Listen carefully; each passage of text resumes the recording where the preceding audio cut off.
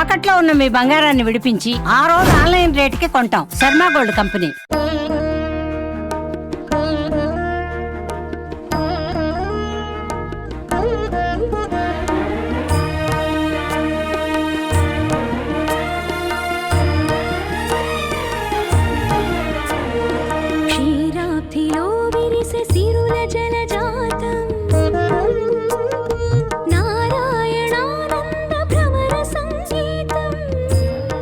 నమస్కారం, welcome to Suman TV. నేను గీతాంజలి. ప్రస్తుతం మనతో పాటు కామాఖ్య అమృత శోధన సంస్థ వ్యవస్థాపకురాలు, శ్రీ విద్యా ఉపాసకురాలు వేణుశ్యామ అమ్మ ఉన్నారు. వారితో మాట్లాడదాము.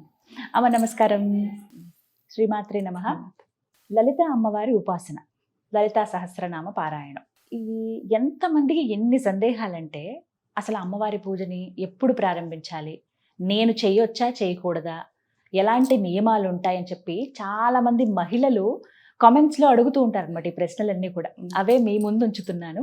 ఇవాళ లలితా సహస్రనామం పట్ల, అలాగే అమ్మవారి ఆరాధన పట్ల ఏ విధమైనటువంటి నియమాలు ఉంటాయో ఇవాళ వీడియోలో మీరే మాకు మా సందేహాలను నివృత్తి చేస్తారని కోరుకుంటున్నాను. ముందుగా లలిత అమ్మవారి ఆరాధన, అలాగే లలితా సహస్రనామ పారాయణ ఎవరెవరు చేయవచ్చు?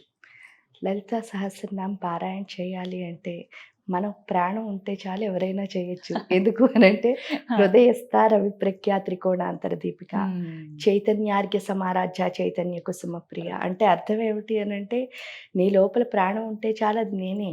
అక్కడ వసిన్యాది వాగ్దేవతలు ఏం చెప్పారు? ఎవరి లోపల ఉన్న ప్రాణశక్తి అయినా అమ్మే అని చెప్తున్నారు.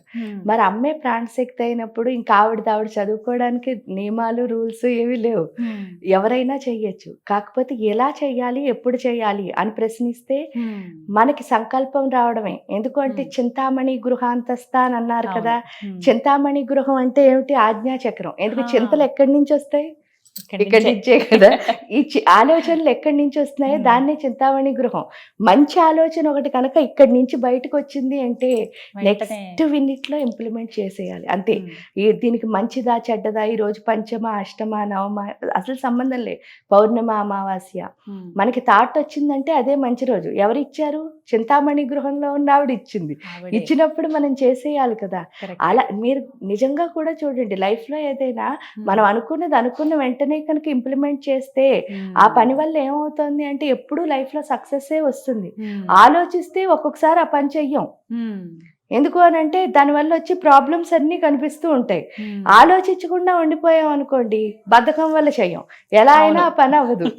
కానీ వెంటనే ఇంప్లిమెంట్ చేస్తే మాత్రం అది డెఫినెట్ గా 100% సక్సెస్ అయ్యేదే. ఎందుకంటే నీ బుర్రలోంచి థాట్ వచ్చింది అంటే అది నీది కాదు, అది ఎవరు ఇస్తున్నారు అంటే ఆ చింతామణి గృహాంతస్థ అయిన ఆవిడే ఉన్న అమ్మవారే.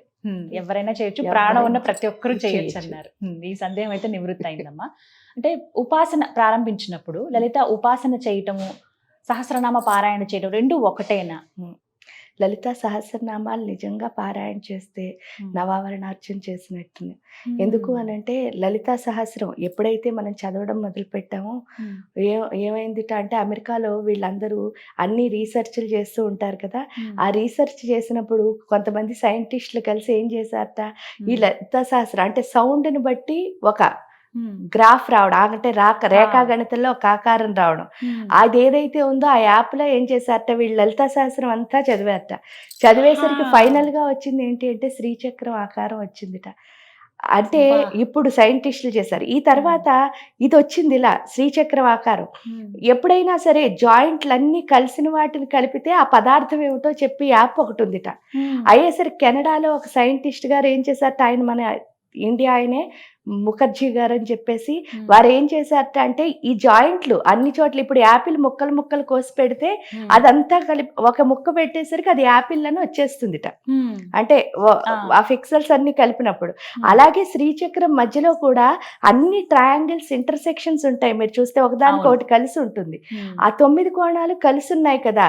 ఈ కలిసి ఉన్న వాటిని పెడితే ఏమొస్తుందో అని చూస్తే కలిసి ఉన్న వాటిని ఆ లోపల పెట్టేసరికి ఏమొచ్చిందిట, బాణము పాసము అంకుశము చాపము పెట్టుకుని ఎవరు వచ్చారట, లలితా పరమేశ్వరి కూర్చుని ఉందిట. ఇప్పుడు ఈ సైంటిస్టులందరూ ఈ కంప్యూటర్ యాప్ లో చేస్తే తెలుసుకున్న విషయాన్ని మన పూర్వం ఎవరంటే ఋషులు మునులు ఎలా తెలుసుకున్నారు అని అంటే దీని ద్వారానే, ఆజ్ఞాచక్రం ఆజ్ఞాచక్రం ద్వారానే. అందుకే దాన్ని ఆజ్ఞ. ఎందుకంటే ఈ చక్రంలోకి ఎప్పుడు వస్తారో మీరు చూడండి. ఒక్కొక్కళ్ళు ఏమైనా చెప్పారనుకోండి, వాళ్ళ మాటకి మనం ఏం చెప్పలేకపోతాం అంటే నో అని చెప్పేటట్టు ఉండదు. అలా అని వాళ్ళు మనం బంధించి కూడా చేయమనరు. జస్ట్ వాళ్ళు చెప్తారంతే. ఎందువల్ల అంటే వాళ్ళు ఇక్కడ పూర్తిగా ఫోకస్ గా ఉన్నారనమాట. అక్కడ ఎవరు ఉంటారు అని అంటే మనకు 3 కళ్ళు ఉన్నాయి చూసారా. ఈ 3 కళ్ళు ఏంటంటే కుడి కన్ను వచ్చేసరికి శివయ్యది, ఎడం కన్ను వచ్చేసరికి అమ్మవారిది, ఇది వచ్చేసరికి ఎవరిది అంటే లలిత పరమేశ్వరి ఎవరైతే ఉన్నారో. ఇక్కడ కుడి కన్ను ఎడం కన్ను. మళ్ళీ శివయ్య అంటే ఏంటి అంటే భూతకాలం, ఇది భవిష్యత్ కాలం, ఇది మాత్రం వర్తమాన కాలం.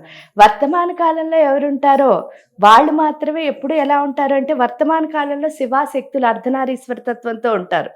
ఆ అర్ధనారీశ్వర తత్వంతో ఎప్పుడైతే మనం కలిసి ఉన్నామో అదే యాదేవి సర్వభూతేషు వృత్తి రూపేణ సంస్థిత. మీరు ఏ పని చేసినా సరే ఆ చేస్తున్న ప్రతిదీ కూడా ఎలా చేయగలుగుతారు అంటే భక్తిగా. ఎందుకంటే చాలా మందిని మీరు చూస్తారు ఏంటంటే చెప్పనా, ఇక్కడి నుంచి ఇక్కడికి ఒక వస్తువు తీయాలి అంటే వాళ్ళకి నప్పదు. ఈ కుర్చీ కొంతమంది తీసి చక్కగా పెడతారు, కొంతమంది లాగి కూడా పెడతారు. అంటే వర్తమాన కాలంలో ఉన్నవాడు ఏం చేస్తాడు అంటే అది కష్టం అనిపించినా చుట్టుపక్కల ఉన్న ఎవరిని మనం ఏం చెయ్యం, డిస్టర్బ్ చెయ్యం. కానీ ఇలా లాగితే ఏమవుతుంది, ఆ సౌండ్ వల్ల చాలా మంది ఇబ్బంది పడతారు. అంతే తలుపులు. అందుకే మరాళి మందగమన. మరాళి మందగమన అంటే ఏంటంటే ఏ పని చేసినా సరే ఎలా చేయాలట, నెమ్మదిగా చేయాలి. ఎవరికి ఇబ్బంది అంటే ఎప్పుడు చేస్తాం, లోపల బ్యాలెన్స్. మందగమన అంటే హంస అని అర్థం.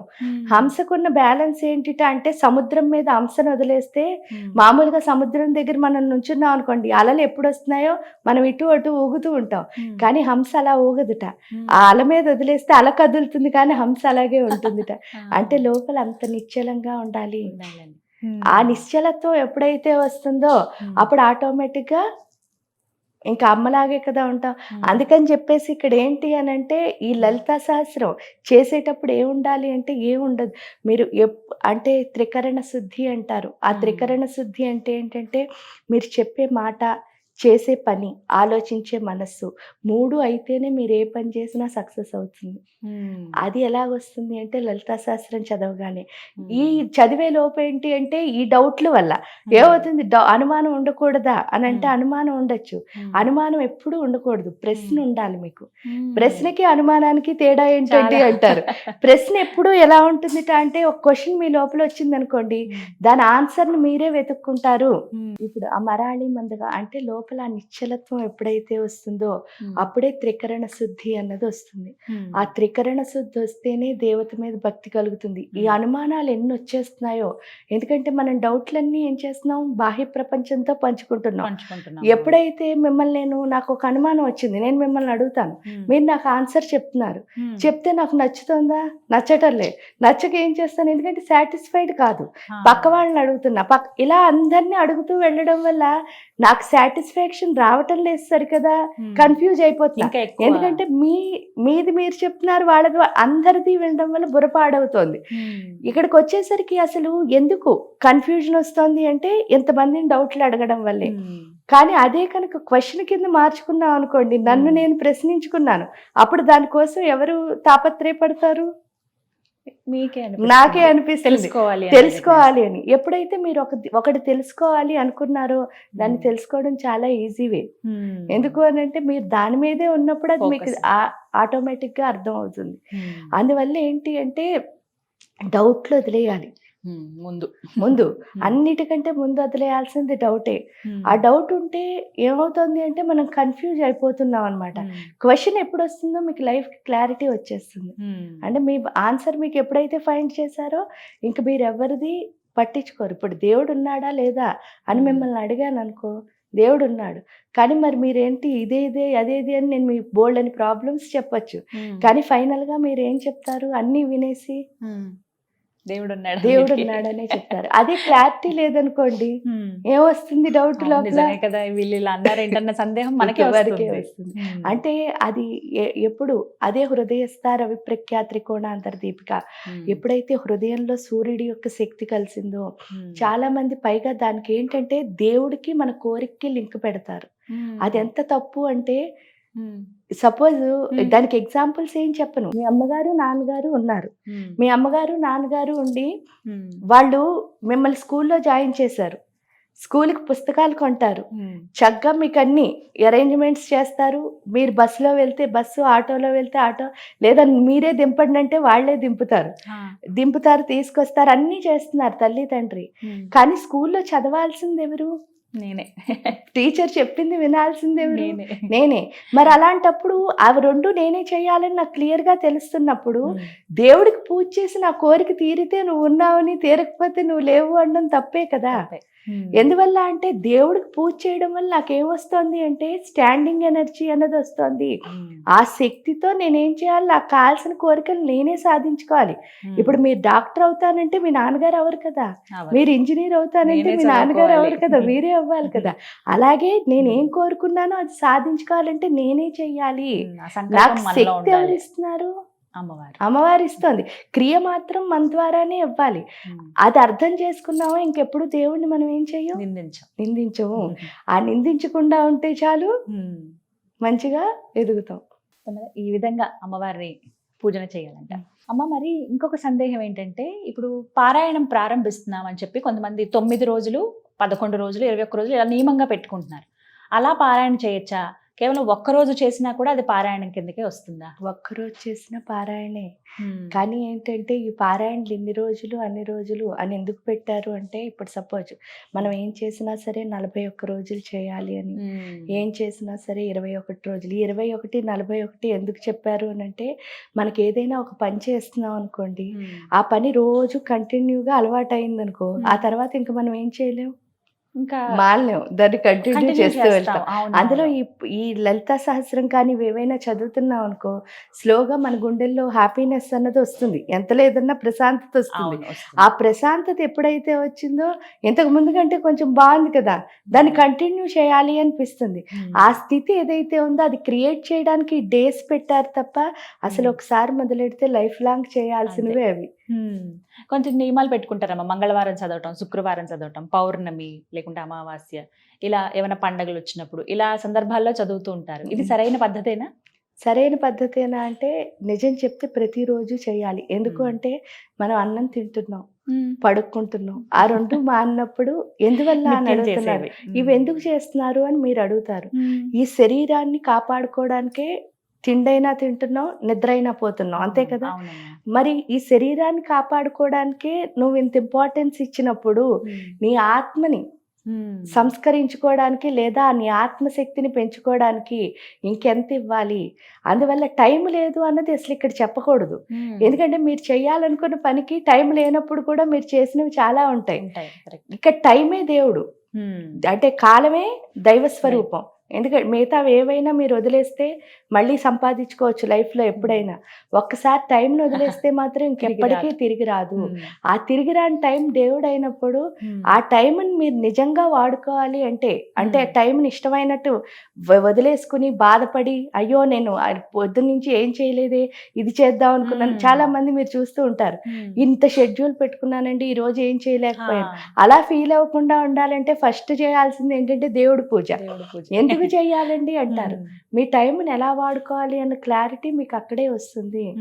దానికి తోడు ఏంటి అంటే, మీరు రోజు 1 గంట సేపు 2 గంటలో పూజ చేస్తే తప్పేమో అనిపిస్తుంది. మామూలుగా ఉపాసన విధానంలో 2 hours 3 hours చేస్తే, అకేషనల్ గా అసలు పూజ చేయకూడదు, రోజు చేసుకో. అంటే నేను నవరాత్రుల్లో చేస్తున్నానండి, చాలా మంది మీరు చూస్తే శ్రీ విద్యా ఉపాసకులు కూడా చెప్తారు, నవరాత్రులన్నిటిలో చేస్తాను. నవరాత్రులన్నిటిలో కాదు, ప్రతి రాత్రి నవరాత్రే.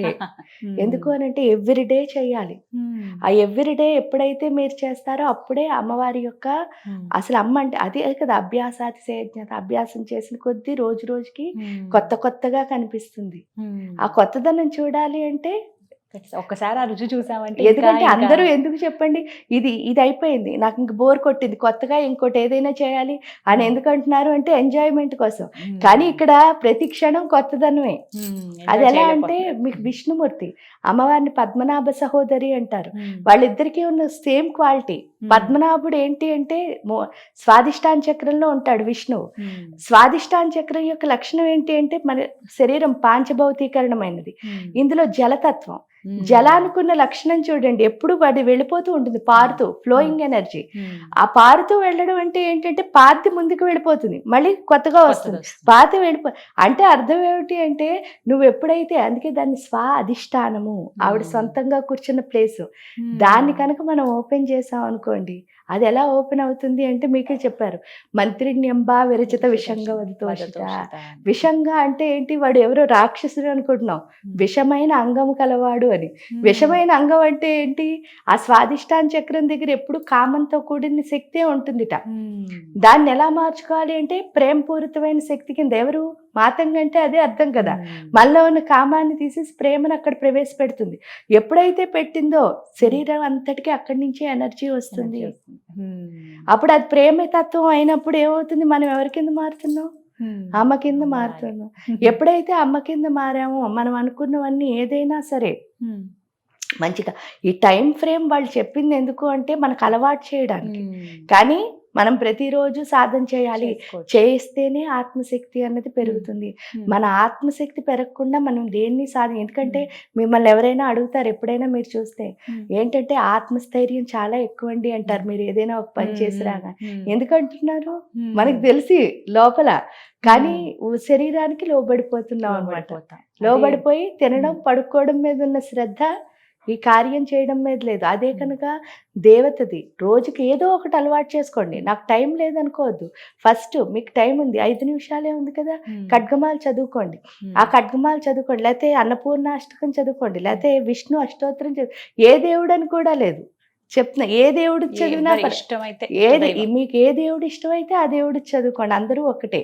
ఆ చదివింది ఏదైనా 5 నిమిషాలే, అలా రోజు 5 నిమిషాలు కంటిన్యూగా అలవాటు చేసుకున్నారు. ఆ తర్వాత అరగంట అదే పెంచుతుంది. అప్పుడు మీరు గంటలో చేసి పని 10 నిమిషాల్లో చేసేస్తున్నారు. అప్పుడు మీకు ఇంకో 50 నిమిషాలు మిగులుతున్నాయి కదా వేరే పని చేసినప్పుడు. ఎందుకంటే పని చేయడం రాక లేట్ చేసుకుంటారు. ఒక క్లారిటీ ఉన్నవాడు ఏంటి, ఫస్ట్ ఏం చేస్తాడు, నాకు ఎంత పని ఉంది, నాకు ఎంత టైం పడుతుంది, ఈ టైము పని వాడికి తెలుసు కదా, ఆ ప్రకారం స్పీడ్ గా చేసుకుంటూ. ఒకవేళ మధ్యలోకి వెళ్ళిన తర్వాత కొన్ని పనులు ఏంటంటే అన్ని సాఫీగా అయిపోవు, మధ్యలోకి వెళ్ళాక ఏదో ప్రాబ్లం వస్తుంది, ఒక పనిలో ప్రాబ్లం వచ్చినప్పుడు అప్పుడు నేను ఇంకోటి ఏం చేయాలి అన్న మెథడ్ ఏదైతే ఉందో అది స్పీడ్ గా పనిచేస్తుంది. ఎప్పుడు దేవత లోపలికి వచ్చినప్పుడు. అదే బండాసురుడు ఉన్నంతసేపు ఏమవుతుంది, బండాసురుడు అంటే అర్థం ఏమిటి, మన బుర్రలో ఉన్న మందబుద్ధే.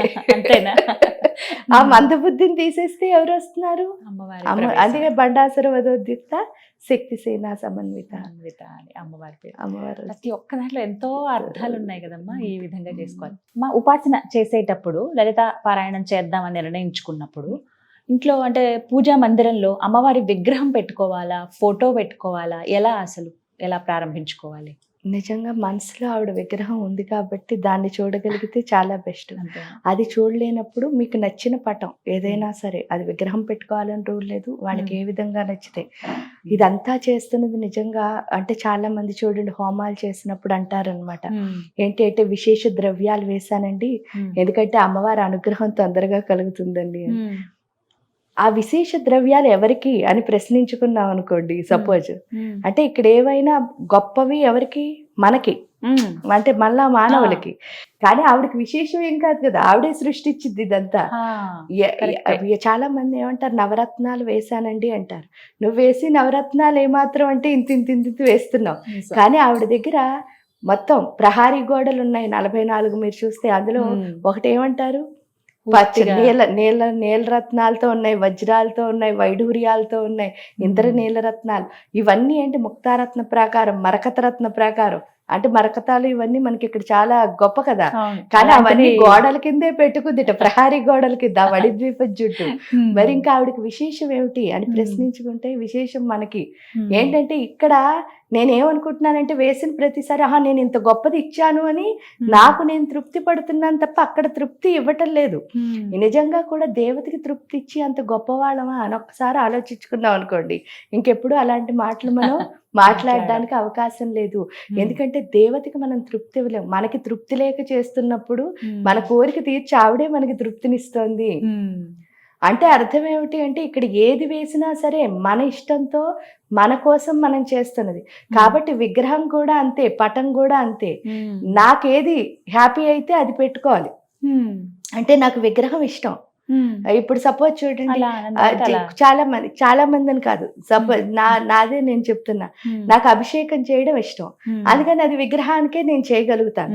రెండోది ఏంటి, అలంకరించడం ఇష్టం, అంటే నగలు పెట్టి అలా దేవతని, అలా దేవతని కాదు, నాకు ఎవరైనా ఆడవాళ్ళు కనిపిస్తే వాళ్ళు చక్కగా అలంకరించుకుంటే నచ్చుతుంది, వాళ్ళని చూడడం, ఆ చూడడం అన్నది ఇష్టం వల్ల నేను ఆ విగ్రహం పెట్టుకుని అమ్మని కూడా ఆవిడకి అలాగే. పెట్టి ఆవిడకి చూసి నేను హ్యాపీ ఫీల్ అవుతున్నా. అలా ఎవరిష్టం వాళ్ళది, అది వాళ్ళ నచ్చిన ప్రకారం వాళ్ళు పెట్టుకోవచ్చు తప్ప ఇది పెడితేనే పని అవుతుంది అని లేదు, అసలు ఏమీ పెట్టక్కర్లే. ఎందుకు అని అంటే కామాక్షి ఇక్కడికి వచ్చేసరికి విగ్రహ రూపంలో కనిపిస్తుంది, కామాఖ్య వెళ్ళేసరికి నిర్గుణ రూపంలో కనిపిస్తుంది, అసలు గుణమే, అసలు ఏమి ఆకారం లేకుండా. అంటే నువ్వు నన్ను ఇలాగా పూజించవచ్చు, అలాగా పూజించవచ్చు అనే చెప్తాను. ఏదైనా నేనే అన్నట్లుగా అమ్మ వర్ణిస్తున్నారు. అయితే ఫోటో అని ఏదైనా సరే మనకి ఇష్టం. అయితే శ్రీచక్రం అసలు ఇంట్లో పెట్టుకోవచ్చా అనేది చాలా మంది సందేహం అమ్మ. ఒకవేళ ఇంట్లో పెట్టుకోవచ్చు, పూజా మందిరంలో ఉండొచ్చు అని అంటే గనక నియమాలు ఏమన్నా ఉంటాయా? ఎంత పరిమాణంలో ఉండాలి అసలు శ్రీచక్రం? ఎంత పరిమాణం అయినా పెట్టుకోవచ్చమ్మా. ఎందుకు అని అంటే మీకు ఇంతకు ముందు నేను చాలా వీడియోస్లో చెప్పాను, శ్రీచక్రం అంటే మన శరీరమే, మన లోపల ఉన్న 9 రంధ్రాలే అక్కడ ఉన్న నవ ఆవరణలు. అలాంటప్పుడు ఇంత మనిషిని ఇక్కడ తిరుగుతూ ఉంటే చిన్న శ్రీచక్రం ఎందుకు అంటే ఇదే శ్రీచక్రం కదా. ఆ శ్రీచక్రం అయినప్పుడు అక్కడ చిన్న శ్రీచక్రమా పెద్ద శ్రీచక్రమా అన్నది లేదు, ఎంత శ్రీచక్రం పెట్టినా పర్వాలేదు. పైగా ఏంటి అంటే దేవుడికి ఇదే నైవేద్యం పెట్టాలా, అదే నైవేద్యం పెట్టాలా లేదు, మీది ఏదైతే అది నైవేద్యం హ్యాపీగా పెట్టచ్చు. ఎందుకంటే అసలైన నైవేద్యం మహా నైవేద్యం అంటే ఏంటంటే మీరు వండి పెట్టినవి కాదు, ఇందాక చెప్పినట్టే ఏంటి అంటే తృప్తి అన్నది మనస్సే నైవేద్యం, మహా నైవేద్యం. దీన్ని నైవేద్యం కింద ఇవ్వగలిగితే చాలు. ఎందుకంటే అక్కడ చెప్పినవి కూడా ప్రాణాయ స్వహ, అపానాయ స్వహ, ధ్యానాయ స్వహ, ఉదానాయ స్వహ, సమానాయ స్వహ. అంటే ఏంటి, మనలో ఉన్న పంచవాయువులే, పంచప్రాణాలే. ఆ పంచప్రాణాలనే అక్కడ అమ్మకి మనం సమర్పిస్తున్నాం. అదేదో డైరెక్ట్ గా ఇచ్చామనుకోండి ఇంకా అంతకంటే ఏం లేదు కదా. ఇది ఈ విషయం అందరూ తెలుసుకోవాలమ్మా. అంటే ఆర్భాటంగా చేస్తూ ఉంటారు, ఈ విధంగానే ఉండాలని, అసలు విగ్రహం లేకపోతే ఇంకా పూజ చేయనట్టే అని చాలా మందిలో ఈ భావనలు ఉంటాయి. ఇలా కాకుండా మనసులోనే అమ్మవారు ఉన్నారని తలుచుకొని చక్కగా పారాయణ చేసుకోవచ్చు అంటారు. నియమం కూడా ఏమీ లేదు, ఎప్పుడంటే ప్రతిరోజు చేయగలిగితే మంచిది అన్నారు కదమ్మా. ప్రతిరోజు ఒకే సమయం మెయింటైన్ చేయాలని అంటారు. ఇప్పుడు అంటే ఒకే సమయం మెయింటెనెన్స్ ఎప్పుడంటే అమ్మా నాకు పలానాది ఇలాగే అవ్వాలి అంటే నాకు ఒక కోరిక ఉంది, చాలా మందికి అది ఉంటుంది. ఏంటంటే నేను అనుకున్నది అనుకున్నట్టు జరగాలి అని చెప్పేసి, ఆ అనుకున్నది అనుకున్నట్టు జరగాలి అన్నప్పుడు మీరు అనుకున్న టైంకి అనుకున్నట్టు అనుకున్న ప్లేస్ లో అంటే ఏంటంటే అవన్నీ చేస్తే అవుతుంది. ఎందుకు అంటే ఇప్పుడు సపోజ్ చూడండి, నాకు పని అవ్వాలని అనుకున్నాను ఖచ్చితంగా, అనుకుంటే ఏంటి అంటే ఫస్ట్ డే 44 days చేద్దాం అనుకున్నాం. ఫస్ట్ డే ఎక్కడ మొదలెట్టామో టైము, డేటు, మళ్ళీ మనం ఉన్న ప్రదేశము ఏమీ మారకుండా ఒకే చోట ఉండి చేయగలిగే స్థితి ఏదైతే వస్తుందో, అంటే నీకు అప్పుడు ఆవిడని ఒకటి అడిగాం మనం కమిట్మెంట్, అప్పుడు మన కమిట్మెంట్ ఎంతో కూడా అమ్మకి తెలుస్తుంది, తెలియాలి. ఒకసారి ఇలా కాకుండా ఆ సమయానికి అంటే ఒకే సమయానికి చేయడం అనేది మంచిది. అలాగే ఉదయం బ్రహ్మ ముహూర్తంలో ఎప్పుడైతే లేస్తారో అప్పుడు పారాయణం చేయొచ్చు అని చెబుతూ ఉంటారమ్మా. ఆ సమయంలో అసలు లలిత పారాయణం చేయొచ్చా? చేస్తే ఇంకా వాటికి ఏమన్నా ప్రత్యేకమైన బ్రహ్మ ముహూర్తంలో ఏదైనా చేయొచ్చు, లలితా సహస్రమే కాదు. ఎందుకంటే ఆ టైంలో ఫస్ట్ ఆఫ్ ఆల్ అన్నిటికంటే చాలా ప్రశాంతంగా ఉంటుంది, ఎవరు లేవరు, మిమ్మల్ని ఎవరు డిస్టర్బ్ చేయరు, మీరు కూడా డిస్టర్బ్ అవ్వరు. ఎందుకు అవ్వరు అని అంటే మీరు అప్పుడే పడుకుని లేస్తారు కాబట్టి ఫుల్ ఫ్రెష్గా ఉంటారు. ఆ టైంలో వెంటనే స్నానం చేసి కనుక మీరు అక్కడ కూర్చోగలిగితే మీ మనసు మిగతా టైంలన్నిటికంటే చాలా నిశ్చలంగా ఉంటుంది.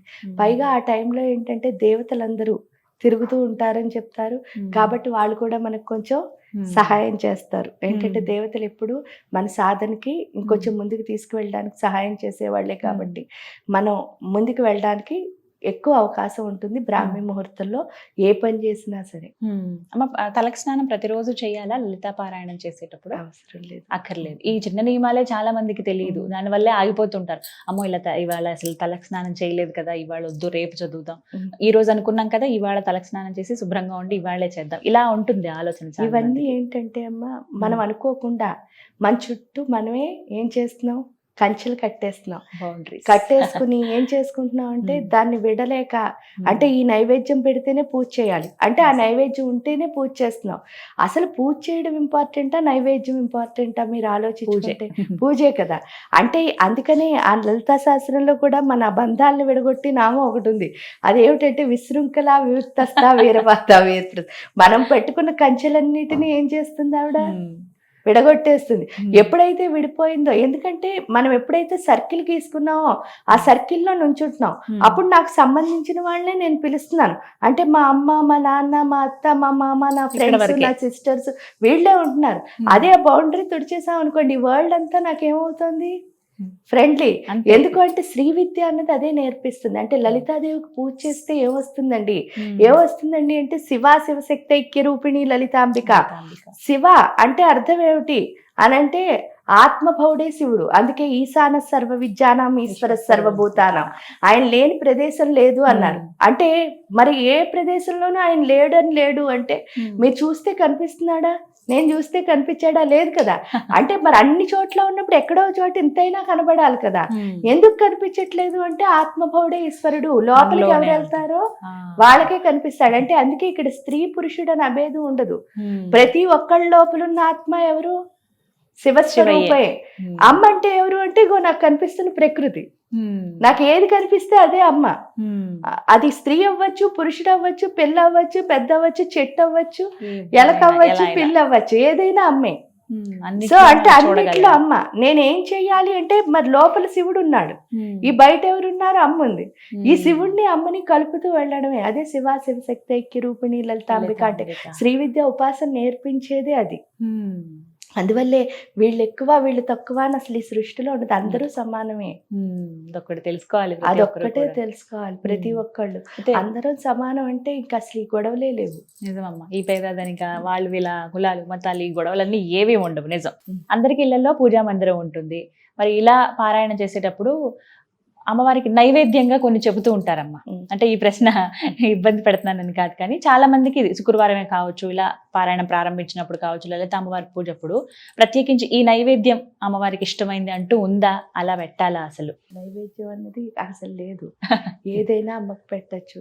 ఎందుకంటే మనం ఎప్పుడైతే ఇక్కడ అసలు ఉపాసనలో ఒకటి నేర్చుకోవాలమ్మా. ప్రతి ఒక్కళ్ళు శ్రీ విద్య ఉపాసకులే. అదేంటంటే పలానా నేర్చుకున్న వాళ్ళ కాదు. ఈ సృష్టిలో పుట్టిన ప్రతి ఒక్కడు శ్రీ విద్య ఉపాసకుడే అని ఎలా చెప్తారు అని అంటే, మన లైఫ్ అసలు స్త్రీ లేకుండా లేదు. ఆ స్త్రీ లేకుండా ఎలా లేదండి అంటారు. మీ ఇంట్లో ఏదైనా శుభకార్యం జరిగిందనుకోండి, శ్రీమని రాసే మొదలు పెడుతున్నారు. అంటే మీరు శ్రీ విద్య ఉపాసకులే కదా. ఇప్పుడు మీరు ఏదో చాలా మంచి పనులు చేస్తారు, ఎక్కడో మీకు సన్మానం చేస్తున్నప్పుడు పలానా శ్రీమతి గీతాంజలి గారు అంటున్నారు. అంటే అక్కడ మీకు శ్రీ పెట్టారు. మీ ఇంకోళ్ళు ఎవరో చేశారు మగవాళ్ళు, వాళ్ళు ఏమంటున్నారు? పలానా శ్రీ వెంకటేశ్వర్లు గారు అంటున్నారు. అంటే స్త్రీ లేకుండా అసలు మన లైఫ్ అంటే ఒక రెస్పెక్ట్ దగ్గర స్త్రీ వస్తోంది, ఒక శుభకార్యంలోనూ స్త్రీ వస్తోంది. లక్ష్మి అంటే స్త్రీ అంటున్నావు, సరస్వతి అంటే ఒక్కొక్కసారి స్త్రీ అంటున్నావు, పార్వతి అంటే స్త్రీ అంటున్నావు. అంటే అన్ని చోట్ల స్త్రీయే ఉంది మనతో. మనకి స్త్రీ లేకుండా అసలు లేదు. అందులో ఆడపిల్ల పుడితే మీరు చూస్తే పేరు ముందు స్త్రీ అని పెట్టమని చెప్తారు ఖచ్చితంగా, ఒక అక్షరం ఎక్స్ట్రా ఉండాలని. అంటే ఆ శ్రీంకారం అన్నది లేని ఎవరు ఉండరు మానవుడు. ఆ శ్రీ అంటే మానవులు అంటే హిందూ ధర్మంలో మనకి శ్రీంకారం అన్నది అంత ఇంపార్టెంట్. అంటే మనం పుట్టడమే శ్రీ విద్యా ఉపాసకులు. అందుకని అమ్మ లేకుండా మనం ఉండలేము. ఇది ఖచ్చితంగా నిజం. ప్రతి ఒక్కళ్ళతోనూ అమ్మ ఉండాలి. అందుకని ఆ అమ్మ మనతోనే ఉంది.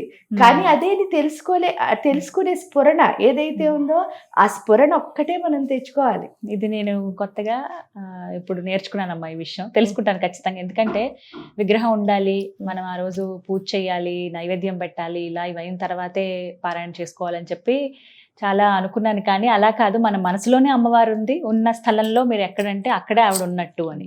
ఇప్పుడు కొన్ని చోట్ల ఇళ్ళనే కాదమ్మా, ఎక్కడైనా వేరే ప్రదేశంలో ఉన్నాం, ప్రయాణంలో ఉన్నాము, ఆఫీస్లో ఉన్నాము, ఇలాంటప్పుడు కూడా మేము పారాయణ చేయొచ్చా? సర్వకాల సర్వావస్థల యందును అమ్మని స్మరించవచ్చు. ఎంత బాగా స్మరిస్తామో అంత దగ్గరగా ఉంటాం తల్లికి. ఎప్పుడు శ్రీ విద్య ఉపాసన అంటే అదేదో వేరు కాదు. నన్ను నేను తెలుసుకోవడమే శ్రీ విద్య. ఇప్పుడు సపోజ్ చూడండి, అన్ని ఏదైనా ఎవరైనా ఏదో ఒకటి కనుక్కుంటే వాళ్ళు రీసెర్చ్ చేశారండి అంటున్నారు, సైంటిస్టులు కనుక్కున్నదాన్ని. కానీ సెర్చ్ అన్నది ఒకటే ఉంది ఈ సృష్టిలో, అన్ని రీసెర్చ్లే. ఒకే సెర్చ్ ఏంటి అంటే నన్ను నేను చూడడం. ఎందుకంటే దాన్నే సాధన, శోధించు, దేన్ని శోధించు, నన్ను నేను శోధించుకుంటున్నా. మళ్ళీ నేను మీ గురించి తెలుసుకోవాలనుకున్నానంటే అది రీసెర్చ్ అయిపోతుంది. ఎందుకంటే మీ గురించి తెలుసుకోవాలని మీరున్నారు కదా. కరెక్ట్. నన్ను నేను తెలుసుకోవడమే సెర్చ్. అంటే ఈ సృష్టిలో ఉన్న ఒక సెర్చ్ ని మనం తెలుసుకోలేకపోతున్నాం, అన్ని రీసెర్చ్నే చూస్తున్నాం. న్యూటన్ గారు ఏం చేశారు, యాపిల్ పైకి విసిరితే ఏమైందిట, భూమికి వస్తుంది, దానికి గురుత్వాకర్షణ శక్తి ఉందండి అన్నారు. అది రీసెర్చే. ఆల్రెడీ గురుత్వాకర్షణ శక్తి ఉంది, ఆయన ఉందని కనిపెట్టారు. కానీ అసలైన గురుత్వాకర్షణ శక్తి అంటే ఏంటో మనకు అర్థం అవటంలే. భూమికి ఉన్న శక్తి ఏంటి అంటే గురుత్వాకర్షణ అంటే అన్నిటిని లోపలికి తీసుకుంటుంది. అంటే అర్థం ఏమిటి, నీ ఎదురుగుండా వచ్చిన ప్రతిదాన్ని యాక్సెప్ట్ చెయ్యమ్మా అని చెప్తోంది. ఇది అర్థం చేసుకోవాలి. యాక్సెప్ట్ చెయ్యంటే అర్థం ఏమిటి, మీరు ఎందుకు వచ్చారు, నాకు టీచర్ కింద వచ్చారు, నేను ఏం చేయాలి, ఇక్కడ కూర్చుని లర్న్ చేయాలి. అంటే ప్రతి ఒక్కళ్ళ దగ్గర నుంచి మనం చేయాల్సింది, అంటే నీకు కనిపించిన ప్రతి ఒక్కళ్ళు గురువే. అది భూమి చెప్తోంది మనకి. ఆ గురువు నుంచి మనం నేర్చుకోవాలి తప్ప మనం ఏదో తెలుసని చేయకూడదు. ఎందుకంటే నాకు ఎంత తెలిసినా సరే ఇది ఎంత ఉందో అంతే తెలుస్తుంది. కానీ ప్రకృతి అంటే బోల్డ్ అంతా, ప్రతి క్షణం నేర్చుకోవాల్సిందే, చాలా ఉన్నాయి నేర్చుకోవటానికి. అదే శ్రీ విద్య చెప్తుంది మనకి. ఆ శ్రీ విద్య ఉపాసన అంటే ఏంటి అంటే ప్రతి దాని నుంచి అనుభవాలు. చూడండి, ఆయన చెప్తాడు కదా, అనుభవాల సారమే గురువు అని. అంటే మీరు ఎన్ని అనుభవాలు సాధిస్తే అంత గురువు. మనమే గురువులు, మనమే టీచర్. మనమే టీచరు. మనకు కనిపించే ప్రతిదీ మనకి టీచరే. కరెక్టే. ఎందుకంటే అది నేర్పించడానికి వచ్చింది. ఎందుకంటే నువ్వు ఎలా నేర్చుకుంటావు అన్నది. దానికి ఎగ్జాంపుల్ ఏమక్కర్లేదు. ఒక గురువు గారు ఉన్నారు, ఆ గురువు గారి దగ్గరికి ఒక శిష్యురాలు వచ్చిందిట. బోర్డు మంది శిష్యులు ఉన్నారు, ఆవిడ కూడా వచ్చింది. వచ్చి ఇంకా బోర్ని ఏడుస్తోందిట. ఏడుస్తూ ఏం చేసిందిట, ఆవిడ కష్టాలన్నీ చెప్తోందిట. చెప్తూ ఉంటే గురువు గారు ఏం చేశారు, విన్నారు 5 నిమిషాలు అయిన తర్వాత లోపలికి వెళ్ళిపోయారట. లోపలికి వెళ్ళిపోతే ఇంక చుట్టూ ఉన్న శిష్యులు ఏంటో తెలుసా, ఇంత చిన్న మంత్రం చేస్తేనే మనకింత బాధ వచ్చేసింది. ఆవిడ ఆయన అన్ని మంత్రాలు చేస్తే ఆయన ఏంటి అసలు కనీసం గుండె కూడా సమంగా లేదా, ఆయనకి వినకుండా వెళ్ళిపోయాడు, సగం ఆయన గుండె లేదా, ఇది లేదా అని మిగతా వాళ్ళందరూ ఆయన్ని తిట్టుకుంటున్నారు. తిట్టుకుంటూ ఉంటే అయినా పాపం ఆయన లోపలికి వెళ్ళి ఏం చేశాడు, 3 బర్నర్లు ఉన్న ఒక స్టవ్ తెచ్చట. ఈవిడ ఏడుస్తూ ఉంటే ఈయన స్టవ్ తెచ్చాడేంటారు, అందరికీ డౌట్ వచ్చింది. 3 గిన్నెలు, వాటిలో నీళ్లు పెట్టట. నీళ్లు పెట్టి గిన్నెలు మరుగుతుంటే ఒక గిన్నెలో బంగాళాదుంప వేసాట, ఒక గిన్నెలో ఏమో ఎగ్గలు వేసాట, ఇంకో గిన్నెలో ఏమేసాట, కాఫీ గింజలు వేసాట. వేసేసరికి 3 ఫుల్గా మరిగిపోయేసరికి ఈ యొక్క బంగాళాదుంపలు ఏమవుతాయి, మెత్తగా అయిపోతాయి. ఈ గుడ్లు ఏమవుతాయి, గట్టిగా అవుతాయి. ఆడికి వెళ్ళేసరికి కాఫీ బీన్స్ ఏమయ్యాయి, అందులో కలిసిపోయాయి, రసం కలిసిపోయేసరికి అప్పుడు చెప్పాట, ఏంటి అంటే ఆ గిన్నెలు 3 పట్టుకొచ్చి శిష్యులు, తిట్టిన శిష్యులు, తిట్టని శిష్యులు అందరి మధ్యలో పెట్టి ఒకటే చెప్పాట, అమ్మ మనకున్న సమస్యలు నీటి లాంటివే, చూడండి గుద్దుకున్నాయి, 3టికి ఒకే ప్రతికూల పరిస్థితి. ఏంటంటే మరుగుతున్న నీళ్లు ఇప్పుడు మన కాళ్ళ మీద పోసారు, ఇంకా ఏమవుతాయి, మనం గంతులేసి అరిచేవాళ్ళు ఉంటారు, ఆగేవాళ్ళు ఉంటారు, రకరకాలు ఉంటారు కదా ప్రాబ్లం. అంటే ఇప్పుడు ఆ మరుగుతున్న నీళ్లు అన్న ప్రతికూల పరిస్థితి ప్రతి ఒక్కదానికిను. కానీ బంగాళాదుంపలు ఏమయ్యాయి, మెత్తగా అయిపోయాయి. అదే మెత్తగా ఉన్న గుడ్డు, ఎందుకంటే గుడ్డుని ఇలా పట్టుకుంటే ఏమవుతుంది, అది చిదిగిపోతుంది. అలాంటిది బాయిల్ అవగానే అది ఏమైంది, గట్టిగా అయిపోయింది. అక్కడికి వెళ్ళేసరికి గింజలు ఏమయ్యాయి, దానిలో మెర్జ్ అయిపోయాయి సమస్యలు.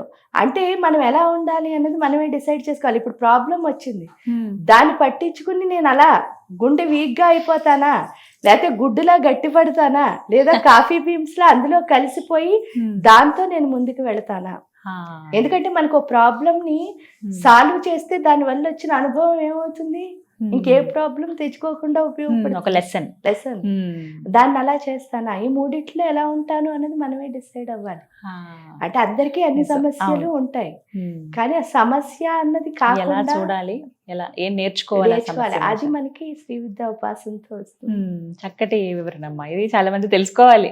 అంటే గుర్తించలేకపోతారు ఇలాంటి విషయాలు ఉదాహరణలతో. నిజంగా గురు సాంగత్యం ఎంత మంచిదో, లేకపోతే ఎన్ని విషయాలు మనం తెలుసుకుంటాము అనేది అర్థమవుతోంది. వివరించి చెప్తారు ప్రతిదీ కూడాను. ఇలా అంటే మాలాంటి వాళ్ళు ఏంటంటే ఏదో గుడ్డిగా ఇలా చదివేసుకుంటాం, లేకపోతే ఇలా ఉంది కదా అని అంతవరకే. కానీ ప్రతిదీ అర్థం తెలుసుకుని పారాయణ చేస్తే మటుక ఇక అది ధన్యమే జీవితం. అదేంటంటే అక్షరాలు చదవడం వచ్చిన ప్రతి ఒక్కళ్ళకి లలితా శాస్త్రం చదవడం వచ్చు. ఏ ఒకళ్ళు ఒకలా పాడొచ్చు, ఒకళ్ళు సంగీతంలా పాడొచ్చు, ఒకళ్ళు మంత్రంలా చదవచ్చు. ఎవరు ఎలా చేసినా అక్షరం చదవడం వస్తే చాలు. అది ఇప్పుడు మీకు వేరే భాషలు వచ్చినా అన్ని భాషల్లోనూ లలితా సహస్రం ప్రింట్ అయిపోతుంది. కాబట్టి ఏ భాషలో అయినా చదవచ్చు. కానీ లలితా సహస్రం అక్షరాల్లా చదవకూడదు. ప్రతి అక్షరాన్ని అమ్మలా అనుభవిస్తూ చదవాలి. ఎందుకంటే మంత్రాణం మాతృకాం దేవీం. మీరు మంత్రం ఎప్పుడైతే చదువుతున్నారో అందుకే అమ్మవారిని మాతృకావర్ణ రూపిణి. ఒక్కొక్క అక్షరం అన్ని అక్షరాలు చదివితే మన లోపల ఎలా ఏర్పడుతుంది ఆవిడ? ఆ ఈ ఊ అంటున్నాం అనుకుంటున్నాం మనం. అలా క్షా వరకు చదివితే ఆ రూపం సూక్ష్మదేహంలో అమ్మ రూపం ఏర్పడుతుంది. అది చెప్తోంది కదా. మరి అప్పుడు మీరు అక్కడ ఉన్న ఒక్కొక్క అక్షరాన్ని అలా అనుభవిస్తూ చదవగలిగితే అప్పుడు ఎంత బాగుంటుంది. ఏమంటారు? చుబుక శ్రీ విరాజిత అంటారు. అంటే గెడ్డం ఏమండి అలా అంటే, గెడ్డం ఎలా ఉంది అంటే కాంతివంతంగా ఉంది. కాంతివంతంగా ఉందంటే చూడండి, శబ్దం ఎక్కడి నుంచి వస్తుంది? గొంతులోంచి. ఇక్కడ నేలికి వచ్చేసరికి ఏమవుతుంది? నరం లేని నేలిక అంటారు, అబద్ధాలు పలుకుతూ ఉంటుంది కదా. ఈ గెడ్డం ఏం చేస్తుంది? నిజాన్ని అబద్ధాన్ని అనుసంధానం చేసినప్పుడు దీనికి కనుక జ్ఞానం ఉంటే ఈ అబద్ధాన్ని నిజంగా పలికిస్తుంది. అంత అర్థం ఉంది. అంటే దీన్ని మనం ఏం చేయాలి ఇప్పుడు? ఇంకా చాలా మంది ఏంటంటే, నేను చాలా షైన్ అవుతానండి, వాళ్ళే నన్ను ఆపేశారంటారు. ఈ సృష్టిలో మన షైనింగ్ ఎవరు ఆపలేరు. ఎందుకంటే సూర్యుడు ఉన్నాడు. ఇలా ఆపేద్దాం అంటే ఆపగలవా? పొగొస్తుంది, ఇలా పట్టుకుందాం అంటే పట్టుకోగలవా? అంటే ఆపలేనివి చాలా ఉంటాయి. అలాగే మనలో ఉన్న జ్ఞానాన్ని కూడా ఎవరు ఆపలేరు. వాటితో సమానం. అన్నిటికంటే గొప్పది జ్ఞానమే. అందుకని అమ్మలో ఉన్న ప్రతి అవయవాన్ని వాళ్ళు వర్ణించారంటే ఆ అవయవం నుంచి మన జ్ఞానమే నేర్చుకోవాలి. ప్రతి ఒక్కటి కూడా ఇలా వివరించి తెలుసుకుంటే బాగుంటుంది. అమ్మ, గురువు దీక్షలో తీసుకుని లేకపోతే గురు ముఖంగానే పారాయణం నేర్చుకోవాలా? వీటికి ఏమైనా నియమాలు ఉంటాయా, లేకపోతే మామూలుగానే చదువుకోవచ్చా? సహస్ర పారాయణం వరకు గురుముఖత అవసరం లేదమ్మా. ఏ స్తోత్రమైనా మనం చదువుకోవాలంటే చదువుకోవచ్చు. పైగా మనకు గురువు ఉంటే తప్పకుండా అడిగి తెలుసుకోవడంలో తప్పలేదు. ఎందుకంటే గురువు ద్వారా మనకి శక్తి వస్తుంది. కానీ ఇంకే గురువు చేసేది ఏంటి అంటే మనలో శక్తిపాతం చేసి ఆ మంత్రాన్ని ఇస్తారు. దానివల్ల ఏమవుతుంది అంటే ఆ మంత్రం ఆపకుండా మనం చేయడానికి వాళ్ళు మనకి సహాయం చేస్తారు. కాబట్టి మంత్రం తీసుకోమనడానికి కూడా కారణం అదే. దానికి తోడు ఏంటి అంటే, ఫస్ట్ ఆ ఎనర్జీ వస్తున్నప్పుడు మనకి ఏ డైరెక్షన్ లో వెళ్ళాలో తెలియని మనకి ఒక డైరెక్షన్ చూపించేది. ఆల్రెడీ కొంతమంది ఏంటంటే ఒక ఉపాసన చేస్తూ ఉంటారు. అవి చేస్తూ కూడా లలితా పారాయణం చేయొచ్చా? అలా ఒక 4-5 ఉపాసనలు అలా చేసుకోవచ్చా? అంటే దీనికి సంబంధించిందేనా వేరే వేరే సంబంధించిన ఉపాసనల? దేవునికి సంబంధించి కొంతమంది వెంకటేశ్వర స్వామి ఉపాసన చేస్తూ ఉంటారు, కొంతమంది నరసింహస్వామి చేసుకుంటారు, అమ్మవార్లు చేస్తూ ఉంటారు, అమ్మవార్లు లక్ష్మీ సాధన చేస్తూ ఉంటారు. అలా ఇవి చేస్తూ చేయొచ్చు? అన్నీ చెయ్యొచ్చు. ఎప్పుడు అంటే మనకంటూ ఒక క్లారిటీ ఉన్నప్పుడు. కన్ఫ్యూజ్ అవుతున్నప్పుడు మాత్రం అన్నీ చేయకూడదు. ఎందుకంటే స్టార్టింగ్ స్టేజ్ లో ఎప్పుడు ఒకే గురువు ఒకే మంత్రం ఉంటే బెస్ట్. ఎందువల్ల అంటే మనకి అంటూ అసలు దేవుడు అంటే ఏంటో అర్థమైంది అనుకోండి, అప్పుడు మన మనస్సు చంచలం అవ్వదు. మనం ఏం చేస్తున్నామో మనకి తెలిసే చేస్తూ ఉంటాం. ఆ క్లారిటీ ఉన్నప్పుడు ఎన్ని చేసినా పర్వాలేదు. అది వచ్చే వరకు మాత్రం ఒకటే చేయాలి. కానీ చాలా మంది చేసేది ఏంటి అంటే, నాకు ఇక్కడ పని అవ్వలేదు అనుకో, ఇంకోటి పట్టుకుని ఆ షిఫ్టింగ్లు మాత్రం అసలు తప్పు. ఎందుకు అని అంటే ఫస్ట్ చెప్పేస్తారమ్మా, అసలు ఇలా పారాయణ స్టార్ట్ చేశాను కానీ గొడవలు అయిపోతున్నాయి ఇంట్లో, లేకపోతే నాకు కోపం వచ్చేస్తుంది ఎక్కువ, ఏంటో ఏ పని అవ్వట్లేదు, అందుకే అమ్మో నేను చేయను, నాకు భయంగా ఉంది, నేను వేరే పూజలు చేసుకుంటాననే వాళ్ళే. మీరు విన్నారమ్మా ఇలా? అది ఎందుకు అని అంటే యాక్చువల్ గా చెప్తాను. ఇంటి చుట్టూ ఒక డ్రైనేజ్ ఉంది. ఆ డ్రైనేజ్ ని క్లీన్ చేయడం మొదలు పెట్టాం. క్లీన్ చేయడం మొదలెడితే చెడ్డ వాసనలు ఎక్కడికి వస్తాయి? బయటకు వస్తాయి. మన ఇంటి చుట్టూ మనకే వస్తాయి కదా. అలా క్లీన్ చేయడం మానేసాం అనుకోండి, ఏమవుతుంది? ఇంకా బ్యాక్టీరియా వచ్చి అక్కడ చుట్టూ ఉన్న ఇళ్ళు కూడా పాడే, అందరికీ జబ్బులు కూడా వస్తాయి. ఎఫెక్ట్ అవుతుంది. అంటే అర్థం ఏమిటి అంటే క్లీన్ చేస్తున్నప్పుడు ఆ కోపాలు కానీ అవన్నీ అమ్మవారు మనకి ఇచ్చినవి కాదు, మన బయటకు లోపల ఉన్న వస్తుంది. శక్తి వస్తుంది. వచ్చినప్పుడు నా ఎదురుగుండా మీరున్నారు, అప్పుడు మీరే కదా ఆ శక్తి ఎప్పుడైతే ఈ లోపల నుంచి బయటకు వచ్చిందో అలా అవుతుంది. కానీ అప్పుడు చేస్తే ఎవరైతే చేస్తారో మొత్తం ఫుల్ క్లీన్ అయిపోయిందంటే ఇల్లు అంతా ఎలా ఉంటుంది, శుభ్రంగా ఉంటుంది. అమ్మ రావడానికి అనుకూలంగా ఉంటుంది. అప్పుడు మనలోనే ఉంటుంది ఆవిడ. అప్పుడు ఈ రాగద్వేషాలకు అతీతంగా మారుతామమ్మా. రాగద్వేషాలకు అతీతంగా ఉండడమే సాధన. కానీ ఏంటంటే అమ్మవారి ఉపాసన అంటేనే అనురాగం అనే పాసం ఒక సైడ్ ఉంటుంది, ప్రేమ ఆప్యాయతలు అంటేనే అమ్మ కాబట్టి. అమ్మ, నేను ఒక ప్రశ్న అడుగుతాను. లలిత పారాయణం చేస్తున్నప్పుడు మీరు ఆ పారాయణంలో అమ్మవారి పేర్లు ఏవైతే ఉన్నాయో ఆ నామాలు తప్పుగా పలికిన, తప్పుగా చదివినా అది ఎంతో దోషం, పాపం, అమ్మ శిక్షిస్తుంది, అమ్మ ఆగ్రహానికి గురవుతారని అంటారమ్మా. ఇది ఎంతవరకు నిజం? అసలు ఆగ్రహించదు, అమ్మ అనుగ్రహిస్తుంది ఎప్పుడు కూడా. దీనికి ఒకే ఒక చిన్న ఎగ్జాంపుల్ చెప్తాను. అదేమిటి అని అంటే, ఇప్పుడు మనం నడుస్తున్నాం ఫస్ట్, అంటే మనకు అప్పుడే నడకొచ్చింది, అప్పటి వరకు కూర్చుని ఉంటాము, పాకుతూ ఉంటాం. ఈ పాకుతున్న పిల్ల కాస్త నడవడం మొదలు పెడుతుంది. ఫస్ట్ అడిగేద్దామని ట్రై చేసినప్పుడు మనం ఏమవుతాం, పడిపోతూ ఉంటాం. అప్పుడు ఇంట్లో ఎవరైనా పెద్దవాళ్ళు ఉంటే మన చేతులు పట్టుకుని ఏం నడిపిస్తారు, లేదంటే 3 చక్రాల బండి ఉంటుంది, ఆ బండి ఇచ్చి నడిపిస్తారు. అంటే ఏంటి, నడవగా ఏమొస్తుంది మన కాళ్ళల్లో, పట్టు శక్తి వస్తుంది. ఎప్పుడైతే శక్తి వస్తుందో మనం మామూలుగా ఇప్పుడు ఎలా నడుస్తున్నాం అలా నడవడం మొదలు పెడతాం. అంటే తడబాటు అన్నది ఫస్ట్ ఉందా లేదా, అదే తప్పులు చదవడం కూడా అక్కడ. అప్పుడు ఏం చేస్తుంది అమ్మ, చెయ్యూతనిచ్చి మనకి ఆవిడే నేర్పిస్తుంది. చదవగా ఎప్పుడైతే ఆ ఎనర్జీ మన లోపలికి వస్తుందో అది వచ్చినప్పుడు మనం నిజంగా బాగా చదువుతాం. పైగా అమ్మకి ఆగ్రహం రాదు, అనుగ్రహం వస్తుంది అని చెప్పడానికి ఒకే ఒక చిన్న ఎగ్జాంపుల్. మీ అమ్మగారు ఏదో ఫంక్షన్ కి వెళ్ళారు సపోజ్, మీరేమో చిన్నప్పుడు ఆడుకుంటూ ఉన్నారు. ఇది అందరి లైఫ్ లోనూ జరుగుతుంది. అయితే ఫంక్షన్ నుంచి అమ్మ వచ్చింది, ఈలోగా అమ్మ వచ్చేసరికి పరిగెట్టుకుని వెళ్దాం అనుకుంటూ అక్కడ ఏదో మురుగుండు ఉంటే డుబ్బుని పడిపోయాం, కాళ్ళు కొట్టుకుపోయాయి. పడిపోయేసరికి మీ అమ్మగారు పరిగెట్టుకుని వచ్చి మిమ్మల్ని పట్టుకుని ఎత్తుకుని, అయ్యో దెబ్బ తగిలిందని ఏడు పాపుతారా, లేకపోతే ఆగు నేను ఈ చీర మార్చుకుని డ్రెస్ అంతా మార్చుకుని వచ్చి నీకు చేస్తానే, నేను వచ్చేసరికి నువ్వు ఎందుకు పడిపోయావని కోపపడతారా? లేదు, వెంటనే అదే చీర కూడా ఆవిడకి గుర్తుండదు. అది ఎంత అంటే మీతో పాటు 80 సంవత్సరాలు, ఎందుకంటే ఆవిడకి 20 సంవత్సరాలు వచ్చాక మనం పుడితే మనతో 80 సంవత్సరాలు ఉండే ఒక తల్లి చూపించే ప్రేమ అది. అలాంటప్పుడు ఈ జీవి ఎన్నిసార్లు ఈ సృష్టిలో పుడుతుందో అన్నిసార్లు అదే తల్లి మనతో వస్తుంది. మరి ఆ తల్లికి మన మీద ఎంత ప్రేమ ఉంటుంది, అప్పుడు మనకి కోపపడుతుందా? అసలు కోపం ఆవిడ ఎప్పుడు అనుగ్రహమే.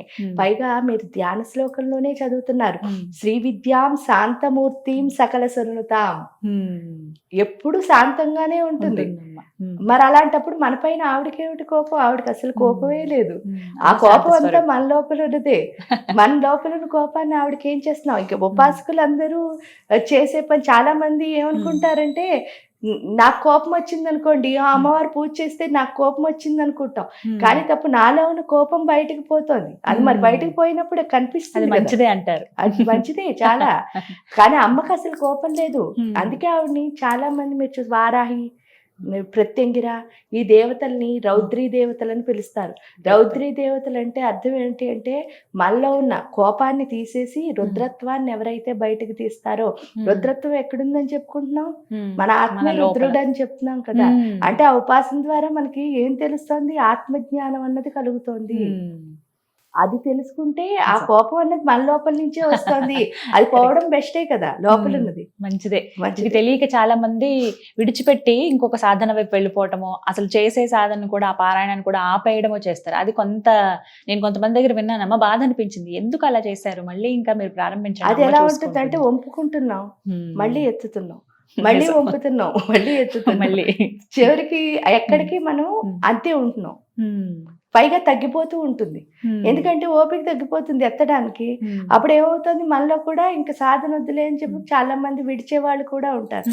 ఏదో ఒక దాని మీద ఉంటే మనకి పూర్తిగా అర్థం అవుతుంది. ఇలా సగం చేస్తే మొత్తానికి ఎందులోనూ ఉండవు ఫైనల్ గా. ఎందుకంటే 2 పడవల మీద ప్రయాణం ఎప్పుడు ప్రమాదమే. అమ్మ, ఈ ప్రక్రియ ఉందమ్మా. ముందుగా గణపతి శ్లోకంతో ప్రారంభించుకొని ధ్యాన శ్లోకం, ఆ తర్వాత పారాయణ ప్రారంభమవుతుంది సహస్రనామం. సహస్రనామం ముగిసిన తర్వాత లింగాష్టకం ఖచ్చితంగా పఠించాలని అంటారు. ఇది ఎంతవరకు నిజమమ్మా? నేను చెప్పడం అయితే ఆ రెండు ఎందులోనే ఉన్నాయి. అది కూడా ఉంది. కాబట్టి అసలు చదవక్కర్లే. ప్రత్యేకంగా. కానీ చదివినా తప్పైతే లేదు. ఎందుకు అని అంటే లింగాష్టం ఖచ్చితంగా పఠించాలి అన్నది మాత్రం కాదు. ఎందుకు అని అంటే చూడండి, కామేశ్వరాస్త్ర నిర్దగ్ధ సబండాసుర శూన్యత, కామేశ్వర ముఖాలోక కల్పిత శ్రీ శ్రీ గణేశ్వర కామేశ్వర ప్రేమరత్నమణి ప్రతిమణస్తుని, లాస్ట్ లో కూడా శివాశివ మళ్ళీ రూపిణి లలిత ప్రతి శివజ్ఞాన చోట ప్రదాయిని అన్ని వాళ్ళిద్దరూ ఒకటే. ప్రత్యేకంగా ప్రత్యేకంగా ఇద్దరిని కలిపే పూజ చేస్తున్నాం. అక్కడ శ్రీ విద్యా ఉపాసన అంటే కూడా అదే అమ్మా. ఫస్ట్ సమయాచారంలో ఇద్దరికి కలిపి పూజ చేస్తాం. మళ్ళీ దక్షిణాచారానికి వచ్చేసరికి శివయ్య ఒక్కరికే పూజ చేస్తాం. అమ్మవారి ఉపాసన శ్రీ విద్యా ఉపాసన అంటే చాలా మంది అమ్మవారికి చేసే పూజ, కానీ ఇక్కడికి వచ్చేసరికి దక్షిణాచారం అంటే ఓన్లీ శివుడికే పూజ అవుతుంది. వామాచారానికి వచ్చేసరికి అమ్మకే పూజ అవుతుంది. ఇక్కడికి వచ్చి కౌళాచారానికి వచ్చేసరికి మళ్ళీ ఇద్దరికి కలిపి పూజ చేస్తాం. అంటే అందువల్ల ఏంటంటే శ్రీ విద్యా ఉపాసన అంటే ఇద్దరిదీను చేస్తున్నట్లే. ఈ విధంగా అని చాలా సందేహాలు నివృత్తి చేశారమ్మా ఇవాళ. ఇవే సందేహాలు ఇవైన తర్వాత ఖచ్చితంగా లింగాష్టకం చదవాలని, అలాగే ఖడ్గమాల కూడా వెంటనే చదివేయాలని, ఇలా రకరకాలుగా చెప్తూ ఉంటారు. ఖడ్గమాల కూడా వెంటనే పారాయణ చేయాలమ్మా? దేనికదే ప్రత్యేకం. దేనికదే ప్రత్యేకత. ఇవన్నీ మీరు చదివితే తప్పు కాదు అసలు. అలా అని ఇది చదివి ఇది చదవాలి, ఇది చదివితేనే ఇది అవుతుంది అని కాదు. మీరు చదువుకోవాలనిపించి మీకు టైం ఉంటే చదువుకోవచ్చు, లేదంటే హ్యాపీగా అదొక్కటి చదివినా పర్వాలేదు. అది దానికి తోడు ఏంటి అంటే ఈ రిస్ట్రిక్షన్స్ అన్ని ఎప్పుడు పెట్టుకున్నారో అసలు చెయ్యం మనం. అసలు దాని మీద శ్రద్ధ ఉండదు. కాబట్టి ఎందుకంటే ఆత్మశుద్ధి లేని ఆచారం అది ఎలా. ఇప్పుడు మీరు శరీరానికి బోల్డని స్నానాలు చేస్తారు, లోపల మాత్రం కుళ్ళ ఆలోచనలు చేస్తుంటే పూజ ఫలిస్తుందా? శుద్ధి లేని పాకమేలా. అది ఎలా ఉంటుంది అంటే అన్నం అంతా వండుతున్నాం, కానీ ఆ గిన్నెలో అంతా నిన్నటిది మొన్నటిది ఉంది. అప్పుడు అది వాసన వస్తుంది, మీరు తినడానికి పనికిరానప్పుడు అది ఎందుకు చేయడం? చిత్తశుద్ధి లేని శివ పూజలేలరా. అంటే మన మనసు అంటే మన ఆలోచనలేమో అక్కడ లేవు, ఎక్కడెక్కడెక్కడెక్కడో ఆలోచిస్తున్నాం. ఆలోచిస్తూ ఇక్కడ పూజ చేస్తుంటే ఏం ఉపయోగం? ఆ చేస్తున్న 5 నిమిషాలు ఎవరి మీద ఉండాలి? ధ్యాసంతా శివయ్య మీద ఉండాలి. తర్వాత అదే విశ్వదాభిరామ వినరు. వాటి నుంచి మనం నేర్చుకోవాల్సింది అదే కదా. చాలా బాగా చెప్పారమ్మా, ధన్యవాదాలు. మీ సమయం కేటాయించారు, దాంతోపాటుగా ఈ లలితా పారాయణం పట్ల ఉన్నటువంటి సందేహాలు నివృత్తి చేశారు. అమ్మ, మీ ఆధ్వర్యంలో ఒకసారి లలితా పారాయణం నేర్చుకోవాలని ఉంది మా అందరికీ కూడా. అలాగే ప్రతి ఒక్కటి కూడా విడమర్చి మీరు ఇలా అర్థం చెప్తే ఇంకా నాలాగా ఎంతో మందికి కేవలం పారాయణ చేస్తున్నామంటే చేస్తున్నామను, లేకపోతే ఇది ఈ విధంగా చదువుతున్నాము ఇది పారాయణం అని అనుకుంటున్న వాళ్ళకి ఒక సార్థకత అది ఖచ్చితంగా చెప్తాను నేను. ఎందుకంటే అర్థం తెలుసుకుని గనక పారాయణ చేస్తే అమ్మని చేరుకోవచ్చు, ఖచ్చితంగా అమ్మని మనలో పెట్టుకోవచ్చు అని అర్థమైంది నాకు. నిజమంటారా?